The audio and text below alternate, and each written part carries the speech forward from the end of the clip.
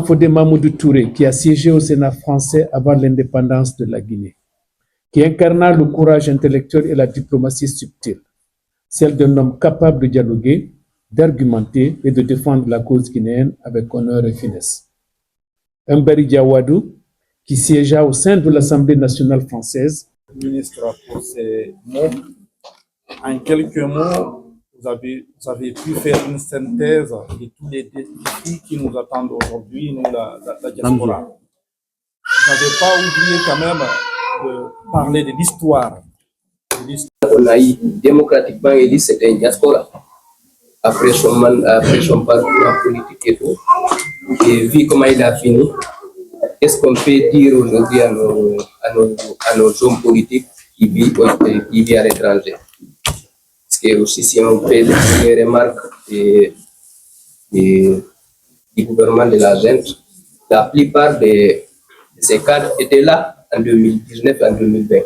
On était tous là à dire des choses, à faire des remarques, mais dès qu'ils sont au pouvoir, ils ont changé.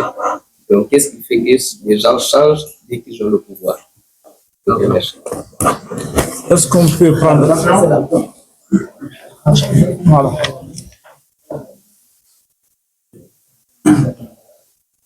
Alors, bonjour. Oui, bonjour. Monsieur Abdallah, je suis entrepreneur.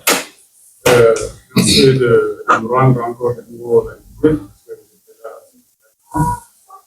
Moi, j'ai une question concernant le développement. On a entendu parler actuellement en Guinée du climat de 2040 et savoir qu'est-ce que vous en savez par rapport à ce projet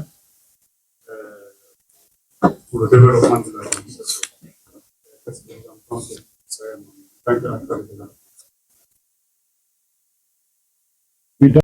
Il a créé l'un des plus grands empires de l'Afrique de l'Ouest.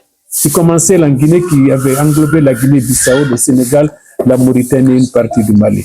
Mais on ne parle pas vous n'entendrez probablement pas même les intellectuels parler de Koli Tengela. Les gens ne le connaissent même pas. C'est maintenant que les gens en parlent. Moi, je parle du vrai Koli Tengela parce que dans sa descendance, il y a eu aussi plusieurs autres qui ont pris le nom de Koli Tengela. Donc, notre histoire est à réécrire. Nos parents ont vécu en symbiose pendant des siècles. Mon fils a fait son test ADN. Surprise, surprise. On dit que les Peuls sont, parfois on dit, sont d'origine arabe. Mais tenez-vous bien, il a plus de sang malinké dans son ADN que du sang arabe. Le sang arabe fait 2%. Il a près de 20% de sang soninké. 20%. Mais on dit que non, c'est des Arabes. C'est facile aujourd'hui de démontrer ce qui est vrai, ce qui n'est pas vrai. Il faut s'engager à le faire. Donc moi, je crois qu'il faut écrire notre histoire. Comprendre c'est quoi la source du départ de nos plus jeunes, de nos plus valides. Je suis venu tout à l'heure avec un jeune. On s'est rencontrés là-bas. Il m'a dit qu'il a traversé la Méditerranée pour arriver ici. Je lui ai serré la main. Mais intérieurement, j'étais quelque peu frustré. Un jeune, un brave valide comme ça, qui à un moment donné de sa vie, estime que sa mort valait mieux que sa vie. Parce que traverser la Méditerranée, il y a plusieurs parmi vous ici, il y a plusieurs dans nos familles qui ont traversé la Méditerranée pour venir en Europe. Ça veut dire que la vie coûtait moins cher que la mort. On est prêt à partir. On est prêt à mourir juste pour pouvoir traverser la Méditerranée et avoir une meilleure vie. Ça ne devrait pas continuer. Donc, il faudrait qu'on arrive dans une certaine mesure à... Si vous fassiez d'être loin du micro, vous vous approchez parce que on est assez limité par rapport à... Oui. Bonjour. Merci d'être venu. Merci. Une question concernant l'impact de la diaspora dans les décisions politiques de la Guinée. Est-ce qu'on impacte vraiment les décisions qui sont parfois en Guinée?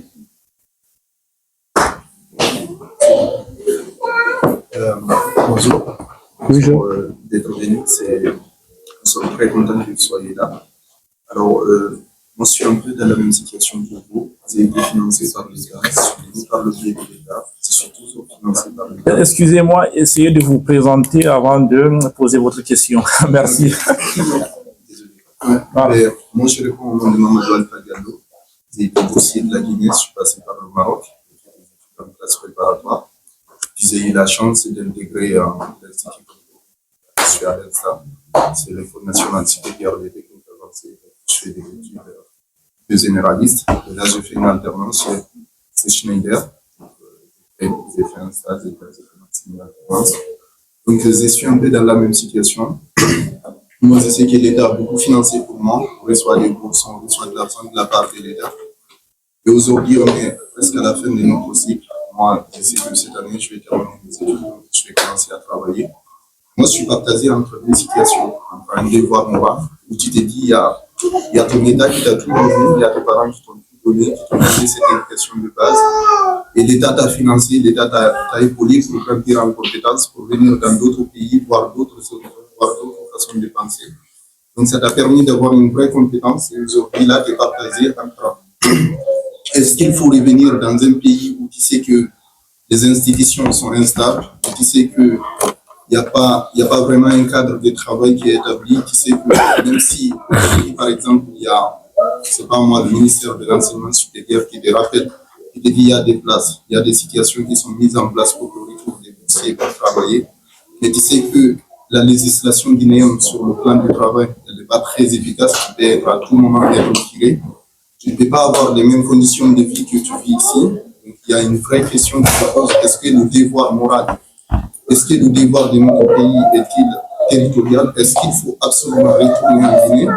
Est-ce qu'on peut rester là et faire un apport de compétences, si ce n'est pas par du coaching, en essayant de parler avec d'autres étudiants, d'autres personnes qui sont là-bas, faire du mentoring, faire des choses qui se renforcent là-bas?